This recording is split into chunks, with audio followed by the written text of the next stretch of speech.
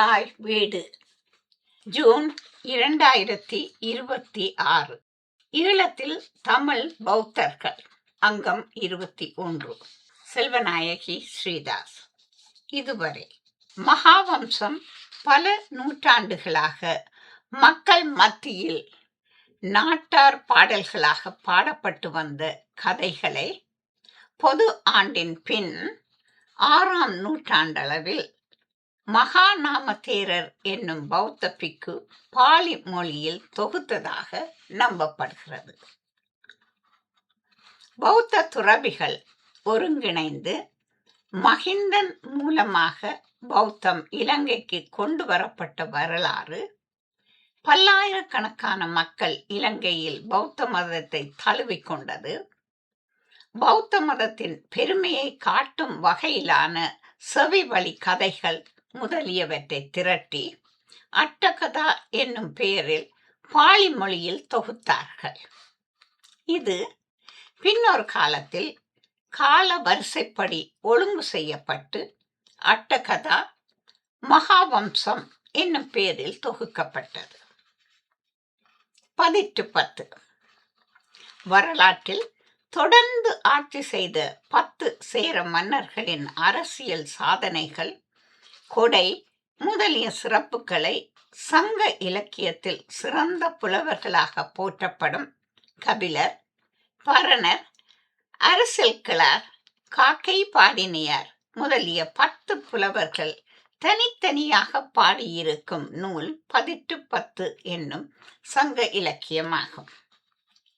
தமிழ்நாட்டினது வரலாற்றை வரைவதற்கு சங்க இலக்கியங்களை ஆவணங்களாக ஏற்றுக்கொள்ளாத காலம் ஒன்று இருந்தது. இலக்கிய சான்றுகளை ஏற்றுக்கொள்ளத்தக்க புறச்சான்றுகள் கேட்கப்பட்ட அதே காலகட்டத்தில் மகாவம்சம் வரலாறு ஆவணமாக ஏற்றுக்கொள்ளப்பட்டது என்று இன்றைய ஆய்வாளர்களுக்கு வியப்பத்து தரும் செய்தியாகும். இந்த ஆய்வில் 10 சேர மன்னரின் தொடர் வரலாறு ஆவணப்படுத்தப்பட்டுள்ள 10 என்னும் வரலாற்று இலக்கியம் நாடோடி பாடல்களாக பல நூற்றாண்டுகளாக எடுத்து வரப்பட்டு பௌத்த பிக்குகளால் நூல் வடிவம் பெற்ற மகாவம்சம் என்னும் வரலாற்று நூலுடன் ஒப்பாய்வு செய்யப்படுகிறது. தொடர்கிறது. மகாவம்சமும் 10. மகாவம்சம் ஒரு வரலாற்று நூல் என்று சிங்கள அரசியல்வாதிகளாலும் வரலாற்று ஆசிரியர்களாலும் மீண்டும் மீண்டும் கூறப்பட்டு இன்று உலகமே அதனை உண்மை என்று நம்பும் அளவிற்கு வளர்ந்திருக்கிறது. நாடோடி பாடல்களாக பல நூற்றாண்டுகளாக எடுத்து வரப்பட்ட நிலையில் அது திரிந்தும் மாற்றப்பட்டும் பேசப்பட்டும் எழுதப்பட்டும் வந்திருக்கிறது. மதச்சார்புள்ள வரலாறு என்னும் பொழுது நம்பகமற்ற, அறிவுக்கு புலப்படாத, அறிவுக்கு பொருந்தாத கதைகள் இணைக்கப்படுவது இயல்பு. மிக அண்மை காலம் வரை இவற்றின் உண்மைத்தன்மை ஆராய்ச்சி நோக்கில் பார்ப்பதற்கும் பேசுவதற்கும் அரசியல் காரணங்கள் தடையாக இருந்து வந்திருக்கின்றன. இன்று மகாவம்சம் அறிவியலுக்கு பொருந்தாதவற்றை விலக்கி அது கூறும் இன மத பண்பாட்டு இயல்புகளின் அடிப்படையில் ஆராய முற்படும் நிலை உருவாகி இருக்கிறது. 37 அத்தியாயங்களை கொண்ட மகாவம்சத்தில் 22ஆம் அத்தியாயம் வரையிலான பகுதிகளை நாம் கண்டோம். மகாவம்சம் பொது ஆண்டின் பின் 3ஆம் நூற்றாண்டில் பௌத்தம் இலங்கையில் நிலை பெற்றதன் பின் தேவநம்பியதீசனால் கட்டப்பட்ட மகாவிகாரையில் இந்தியாவில் இருந்து வந்திருந்த பௌத்த பிக்குகள் இலங்கையில் ஏனைய விகாரைகளில் இருந்து வந்த பௌத்த பிக்குகள் என பௌத்த மதம் சார்ந்த அனைவரும் இணைந்து தொகுத்த ஒரு நூலாகும். இந்நூல் பௌத்த மதம் வட இந்தியாவில் தோன்றிய பின்னணி, வளர்ந்த வரலாறு, பௌத்தம் அண்டை நாடுகளுக்கு பரப்பப்பட்ட வரலாறு, மதம் பரப்புவதற்காக மகிந்தன் ஈழத்துக்கு அனுப்பப்பட்டமை, மகிந்தன் தேவநம்பியதீசன் என்னும் ஈழத்து அரசனை சந்தித்தது, மகிந்தன் அசோக சக்கரவர்த்தியின் மகன், இது சான்றுபடுத்தப்படாத தகவலாகும் என்று கூறப்படும் ஒரு தகவல். அசோக சக்கரவர்த்தியின் மகள் என்று கூறப்படும் சங்கமித்ரை சான்று ஆதாரம் அற்ற தகவலாகும். வெள்ளரசு கிளையை இலங்கைக்கு கொண்டு வந்தமை, பௌத்தம் மக்களிடையே பரவிய அல்லது பரப்பப்பட்ட செவி வழி கதைகள், தேவநம்பியதீசன் அவன் பின் வந்த மன்னர்கள் பௌத்த விகாரைகளை அமைத்து பௌத்த மதத்தை இலங்கை தீவு முழுமைக்கும் பரப்பியமை, இலங்கையின் வடபகுதியில் வெள்ளரசு கிளை வந்து இறங்கியமை, ஈழத்தின் வடபகுதியில் வெள்ளரசு கிளை வந்து இறங்கிய இடத்தில் பௌத்த மத விகாரை கட்டப்பட்டமை முதலாய செய்திகளை நாம் கண்டோம். இச்செவி வழி கதைகள் அட்டகதா என்னும் பேரில் பாலி மொழியில் செய்யுள் வடிவில் பாடப்பட்டது. பின் ஒரு காலத்தில் காலவரிசையாக ஒருங்கிணைக்கப்பட்டு அட்டகதா மகாவம்சம் என்ற பெயரில் தொகுக்கப்பட்டது. அட்டகதா மகாவம்ச செய்யுட்களை அடிப்படையாக கொண்டு பொது ஆண்டின் பின் 4ஆம் நூற்றாண்டளவில் தீபவம்சமும், பொது ஆண்டின் பின் 6ஆம் நூற்றாண்டளவில் மகாவம்சமும் இயற்றப்பட்டது. அசோகன் தமது ஆட்சிக்கு உட்பட்ட பகுதியில் மட்டுமன்றி அண்டை நாடுகளான சேர, சோழ, பாண்டிய, சத்தியபுத்திர, தர்மபரணி அதாவது ஈழம் மற்றும் பல அண்டை நாடுகளுக்கும் இருவகை சிகிச்சைகளும் அளிக்கப்பட வேண்டும் என்று வலியுறுத்தியதை அசோகரின் கிர்னார் 2ஆம் பெரும்பாறை கல்வெட்டு உறுதி செய்கிறது. மகாவம்சம் பொது ஆண்டின் முன் 543ஆம் ஆண்டு இந்தியாவிலிருந்து விஜயன் என்னும் இளவரசன் வந்தது முதல் பொது ஆண்டின் பின் 361ஆம் ஆண்டு மகாசேனன் என்னும் மன்னன் ஆண்டது வரையிலான இலங்கை வரலாறு தொடர்பான குறிப்புகளை கால வரிசையாக விவரிக்கின்றது. மகாவம்சம் என்ற இந்த இலக்கியம் சிங்கள அரசியலை போதுமான அளவுக்கு கூறினாலும் ஈழத்தமிழர் பற்றிய தகவல்களை, குறிப்பாக ஈழத்தமிழரது ஆதி குடியேற்றம் பற்றிய தகவல்களை மிக குறைந்த அளவிலேயே கூறுகின்றது. இரண்டாவதாக, சிங்களவரின் முதலாம் மன்னனான விஜயன் என்னும் இந்திய இளவரசன் ஒருவன் சித்தரிக்கப்படுகிறான். அவன் வரவு பற்றி பல்வேறுபட்ட கதைகள் உலவுகின்றன. எது எப்படியாயினும் இந்திய இளவரசனான விஜயனுக்கும் தென்னிந்திய இளவரசிக்கும் ஏற்பட்ட திருமண பந்தத்தில் உருவானதே சிங்கள வம்சம் என்பதில் மாற்று கருத்து கிடையாது. அவ்வாறே கண்டி ராச்சியத்தின் கடைசி மன்னனான ஸ்ரீ விக்ரம ராஜசிங்கன் வரையிலான அரசர்களுக்கு தென்னகத்தில் இருந்தே மணமக்கள் வருவிக்கப்பட்டார்கள் என்பதற்கு வலுவான சான்றுகள் உள. ஸ்ரீ விக்ரமராஜனின் தாயார் ஸ்ரீ சுப்பம்மாள் கண்டி ராச்சியத்தின் அரச பரம்பரை தென்னிந்தியாவுடன் இரத்த தொடர்பு கொண்டது என்பதில் ஐயம் இல்லை. எனவே கண்டி அரசு பரம்பரை தொடர்ந்து தென்னக அரசுகளின் இரத்த தொடர்பின் கலப்பினால் உண்டாக்கப்பட்டு வந்திருக்கிறது என்பது தெளிவாகிறது. மகாவம்சம் எழுந்த காலம், அது கூறும் வரலாற்று தகவல்கள், அத்தகவல்களின் உண்மைத்தன்மை முதலியவை மேற்கொண்டு ஆராய்ச்சிக்கு உட்படுத்தப்பட வேண்டியவை ஆகும். அவற்றில் சில தகவல்கள் சிறந்த வரலாற்று சான்றுகள் கொண்டு உறுதிப்படுத்தப்பட்டிருக்கின்றன. குறிப்பாக விஜயன் வருவதற்கு முன் இலங்கையில் இருந்த சமூகம் பற்றிய தகவல்கள், இலங்கையில் அரச உருவாக்கம், மகிந்த தேரர் வருகை, பௌத்த மதம் தீசன் என்னும் அரசனால் ஏற்றுக்கொள்ளப்பட்டமை, விகாரைகள் பல கட்டப்பட்டமை, சங்கமித்திரை என்னும் தேதி மூலம் புத்தர் ஞானம் பெற்ற புனித வெள்ளரசு மரத்தின் கிளை கடல் வழியாக இலங்கைக்கு எடுத்து வரப்பட்டு யாழ்ப்பாண கரையில் இறக்கப்பட்டமை, யாழ்ப்பாணத்தில் விகாரை கட்டப்பட்டமை, யாழ்ப்பாணத்தில் இருந்து வெள்ளரசு கிளை அனுராதபுரிக்கு எடுத்து வரப்பட்டு அனுராதபுரியில் நாட்டப்பட்டமை, பௌத்த மரம் அரசு ஆதரவுடன் இலங்கை முழுமைக்கும் பரப்பப்பட்டமை, மகிந்த தேரர், சங்கமித்திரை அவர்களை ஒத்த பல தேரர்கள் இலங்கையில் நிரந்தரமாக வாழ்ந்து பௌத்த மதத்துக்கு தொண்டாற்றியமை போன்ற தகவல்கள் நம்பகத்தன்மை பெறுகின்றன. மகாவம்சத்தில் புராண கதைகள் பல வகையில் பல நம்பகமற்ற தகவல்களை தந்தாலும் அவற்றை அகற்றி மூலக்கதைகளை மட்டும் எடுத்துக்கொள்ள கூடியதாக உள்ளது. 23ஆம் அத்தியாயம் முதல் 37ஆம் அத்தியாயம் உள்ள பகுதி பார்க்கப்படும். 10 சங்ககால சேர ஆட்சி, சேர மன்னர்களின் வரலாறு. 10 என்பது 10 சேர மன்னர்களின் தொடர் வரலாற்றை சங்க இலக்கியங்களால் சிறப்பாக அறியப்பட்ட கபிலர், பரணர் முதலாய 10 புலவர்கள் பாடிய 10 நெடும்பாடல்களின் தொகுப்பாகும்.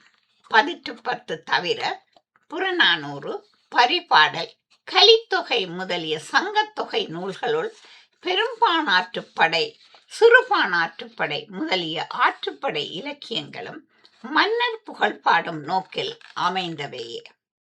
சங்க இலக்கியங்களுக்கு முன்னையதாக பொது ஆண்டின் முன் 711ஆம் ஆண்டளவில் தொகுக்கப்பட்டதாக அறியப்படும் தொல்காப்பியத்திலிருந்து மன்னராட்சியின் தொடக்கம், வளர்ச்சி, போர் முறைகள் முதலியவை பற்றிய தகவல்களை அறியக்கூடியதாக உள்ளது. தமிழ் இலக்கியங்கள் எடுத்து வரும் சேர அரசு, அவர்களின் ஆட்சி, மன்னர்கள் பற்றிய தகவல்கள் சிலவற்றை இந்த ஆய்வின் நோக்கத்திற்காக அறியலாம். சேரக்குடி. தமிழ்நாடு சேர, சோழ, பாண்டியர் என்னும் மூவேந்தர்களால் ஆளப்பட்டு வந்தது. சேர அரசர்கள் தமிழ்நாட்டின் மேற்கு கரையோர பகுதியையும், சோழர் கிழக்கு பகுதியையும், பாண்டியர் தெற்கு பகுதியையும் ஆண்டு வந்தனர். கடல் சார்ந்த நிலம் தொன்று தொட்டு சேர்ப்பு என்னும் பெயரால் வழங்கப்பட்டு வந்திருக்கிறது. நீர் சூழ்ந்த கடலும் நிலமும் சேருமிடத்தை தமிழர் சேர்ப்பு என்று அழைத்தார்கள். சேர நாட்டின் பெரும்பகுதி சேர்ப்பு நிலமாகும். சோழ நாட்டிலும் பாண்டிய நாட்டிலும் சேர்ப்புகள் காணப்பட்டாலும் இவற்றில் உள்நாட்டு பகுதிகள் அதிகமாக இருப்பதால் இவற்றை சேர்ப்பு என்று அழைக்கும் வழக்கம் இருந்திருக்கவில்லை. சேர நாட்டை ஆண்ட மன்னர்கள் அனைவரும் சேரமான் என்னும் புலப்பெயரை தம் பெயருடன் இணைத்துக் கொண்டிருந்தார்கள். இவ்வாறு சேர மன்னர் பெயர்கள் முதலில் குடிப்பெயர், அதனை அடுத்து சொந்த பெயர் என இணைக்கப்பட்டு அகர வரிசைப்படுத்தப்பட்டு உரியதாக ஆக்கப்பட்டுள்ளது. அரசர் பெயரை அடுத்து அவர்கள் பாடப்பட்டுள்ள புறநானூற்று பாடல் வரிசை கீழே தரப்பட்டுள்ளது. இந்த தொகுப்பில் உள்ள சேர அரசர்கள் புறநானூற்று பாடல்களில் வருபவர்கள். 10 நூலில் குறிப்பிடப்படும் சேர அரச பரம்பரையில் கால நிரல் தெரிகின்றது.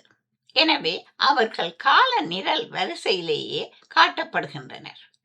சேரரின் கொடி வில் ஆகும். சேரர் அம்பு எய்வதில் சிறந்தவர்களாக இருந்த காரணத்தினால் அவர்கள் வில்லை தமது அடையாளமாக கொண்டார்கள் என்று கூறலாம். சேரர் கருவூரையும் வஞ்சியையும் தலைநகராக கொண்டு ஆட்சி செய்தார்கள். சில சேர அரசர்கள் தொண்டியையும் தலைநகராக கொண்டு ஆண்டனர். முற்கால சேரர் பற்றியும் மிகவும் அரிதான செய்திகளே அறியப்படுகின்றன. தொல்காப்பியத்தில் சேரர் தமது அடையாள பூவால் அறியப்படுகிறார்கள். போந்தை, வேம்பே, ஆர் என வரும் மாபெரும் தானியர் மலைந்த பூவும். தொல்காப்பியம் புறத்திணையியல் 5ஆம் நூற்பா. போந்தை என்பது பனை, பனம்பூ. இது சேரனை அடையாளப்படுத்துகிறது. ஆதி காலத்தில் போர்க்களத்தில் வீரர் அணியும் பூவினை கொண்டு அவர்கள் யார் என்பது அடையாளப்படுத்தப்படும் வழக்கம் இருந்திருக்கிறது. இது அரச வரலாற்றின் தொடக்க காலத்தை குறிக்கின்றது. சங்ககால சேர அரசர்களை சங்க இலக்கியங்கள் பாடுகின்றன. குறிப்பாக 10 சேர மன்னர்களை பாடிய 18 சேர மன்னர்கள் பற்றி போதிய செய்திகளை தருகின்றது. சங்ககால சேர நாட்டு எல்லைகள். சங்ககால சேரரது எல்லைகள் கொங்கணத்தின் எல்லைகள் ஆகும்.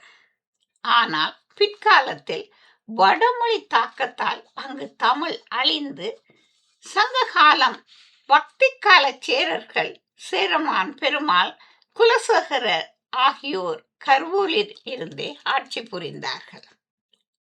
சேர நாட்டு துறைமுகங்கள். சேர நாட்டின் தலைநகரம் கருவூர் அல்லது வஞ்சி என்னும் நகரமாகும். முசிறி சேர நாட்டின் முக்கிய துறைமுகங்களில் ஒன்றாகும்.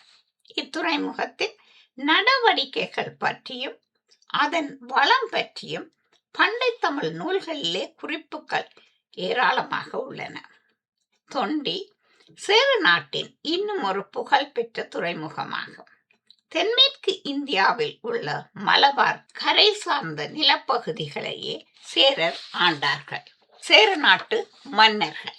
சங்க புறப்பாடல்கள் பெரும்பாலும் சேர சோழ பாண்டிய மன்னர்கள் மேல் பாடப்பட்டவையே. அரச உருவாக்க காலத்தில் மன்னர்களது வீரம், கொடை, அறம் முதலிய சாதனைகள் மக்களிடையே எடுத்து செல்லப்பட வேண்டியது அவசியமாயிற்று.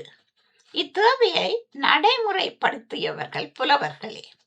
புலவர்கள் நாடோடிகளாக கூட்டம் கூட்டமாக ஊர் ஊராக சென்று மன்னர்கள் பாடினார்கள் என்பது ஆற்றுப்படை இலக்கியங்கள் வாயிலாக நாம் அறியும் உண்மையாகும். சங்கத்தொகை நூல்களில் சேர மன்னர்கள் பற்றிய குறிப்புகள் காணப்படுகின்றன. சங்க நூல்களில் ஒன்றாகிய 18 கால அடிப்படையில் 10 சேர மன்னர்களை தொடராக பாடிய நெடும்பாடல் தொகுப்பாகும். 18 பாடல் தொகுதியின் ஒவ்வொரு 10 இறுதியிலும் உள்ள பதிகங்கள் எமது ஆய்வுக்கு முக்கியமானவை. அவை தருகின்ற தகவல் தொடர்பாக சில சிக்கல்கள் இருந்தாலும் தமிழர் வரலாற்றை தொகுப்பதில் இப்பதிகங்கள் பெரும் பங்கு வகிக்கின்றன. 18 மற்றும் பிற சங்க இலக்கியங்கள் வழி அறியப்படும் அரசர்களின் பெயர்கள். முதலாவது உதியம் சேரலாதன். 18 முதலாம் பத்தின் பாட்டுடை தலைவன் என்று அறியப்படுகிறான். இவன் ஆண்ட காலப்பகுதி தெரியவில்லை. இரண்டாவது இமயவரம்பன் நெடுஞ்சேரலாதன். 18 இரண்டாம் பத்தின் பாட்டுடை தலைவன் 58 ஆண்டுகள் அரசு செலுத்தியதாக அறியப்படுகிறது.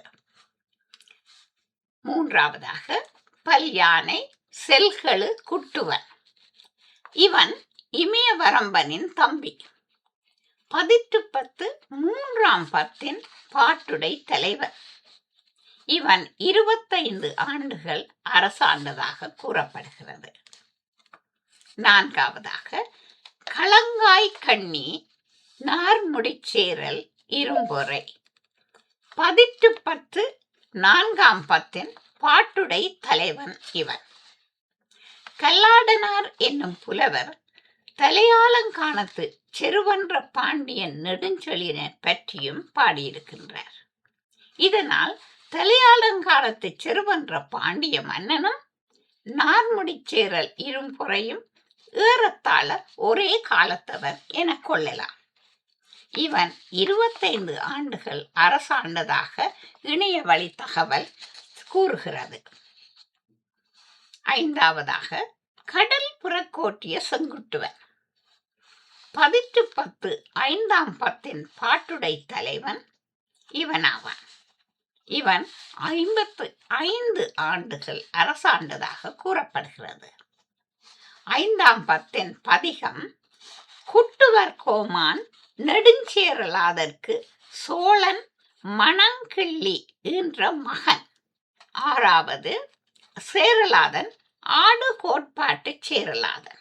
1810 ஆறாம் பத்தின் பாட்டுடை தலைவன் இவன். 38 ஆண்டுகள் அரசாண்டதாக இவன் அறியப்படுகிறான். ஆறாம் பத்தின் பதிகம் குடக்கோ நெடுஞ்சேரலாதற்கு வேள் ஆவி கோமான் தேவி என்ற மகள் என்கின்றது. ஏழாவதாக செல்வ கடுங்கோ வாலி ஆதன். 1810 ஏழாம் பத்தின் பாட்டுடை தலைவன் இவனாவான். இவன் 25 ஆண்டுகள் அரசாண்டதாக கூறப்படுகிறது. அந்துவன். ஏழாம் பத்தின் பதிகம் நெடு நுண் கேள்வி அந்துவற்கு ஒரு தந்தை என்ற மகள் பொறையன் பெருந்தேவி என்ற மகன் என்று கூறுகிறது. சேரமான் அந்துவம் சேரல் இரும்பொறை என்பவருக்கு முடமோசியார் என்னும் புலவருடன் சோழன் முடித்தலை கோப்பெருங்கிள்ளியை யாரென்று வினவிய போது மோசியார் சோழனை பற்றி பாடிய பாடல் புறநானூறு 13ஆம் அடியிலே இந்த விவரம் கூறப்படுகிறது. எனவே அந்துவன் மோசியார் கோப்பெருங்கிள்ளி மூவரும் ஒத்த காலத்தவர்கள் என்று எடுத்துக்கொள்ளலாம். எட்டாவது இரும்பொறை பெருஞ்சேரல் இரும்பொறை. இவன் தகடூர் எறிந்தவன். 1810 எட்டாம் பத்தின் பாட்டுடை தலைவன் இவனாவான். 17 ஆண்டுகள் இவன் அரசாண்டதாக கூறப்படுகிறது. இரும்பொறை இளம் சேரல் இரும்பொறை. 9ஆம் பத்து. 1810 9ஆம் பத்தின் பாட்டுடை தலைவன் இவனாவான். 16 ஆண்டுகள் அரசாண்டதாக கூறப்படுகிறது. 9ஆம் பத்தின் பதிகம் குட்டுவன் இரும்பொறைக்கு மையூர் கிளான் வேள் மான் அந்துவன் செல்லை என்ற மகன் என்று கூறப்படுகிறது. 10ஆம் பத்து கிடைக்கப்பெறவில்லை. மன்னர்களின் ஆட்சி ஆண்டுகள் பற்றி கூறப்பட்ட ஆண்டு எண்ணிக்கைகளுக்கு போதிய சான்றுகள் கிடையாது. இன்னைய வரம்பன் நெடுஞ்சேரலாதன் 58 ஆண்டுகளும் பல்யானை செல்களு குட்டுவன் 25 ஆண்டுகளும் களங்காய் கண்ணி நார்முடி சேரல் 25 ஆண்டுகளும் கடல் புறக்கோட்டிய செங்குட்டுவன் 55 ஆண்டுகளும் ஆடு கோட்பாடு சேரலாதன் 38 ஆண்டுகளும் செல்வக்கடுங்கோ வாலியாதன் 25 ஆண்டுகளும் ஆக மொத்தம் 6 அரசர்களும் 226 ஆண்டுகள் அரசாண்டிருக்கலாம். தென்னிந்திய பிற்கால வரலாற்று அரசுகளின் ஆட்சி ஆண்டுகளை ஒப்பிட்டு நோக்கில் அந்த பார்வையில் அரசர்களின் எழுச்சி வீழ்ச்சிகளுக்கிடையே இடைப்பட்ட கால பகுதி ஏறக்குறைய 300 ஆண்டு காலமாக கொள்ள கிடக்கின்றது. இந்த அடிப்படையில் ஆதிசேரர்களின் ஆட்சி காலமும் 300 ஆண்டுகளாக இருந்திருக்கலாம் என்பது எனது கருத்து. அடுத்த இதழில் 1810 பாடப்பட்ட மன்னர்கள், அவர்கள் பற்றிய 1810 கூறப்பட்ட தகவல்கள் அவை வரலாறாக எடுத்துக்கொள்ளும் தகமை உடையனவா போன்ற ஆய்வுகள் மேற்கொள்ளப்படும். தொடரும்.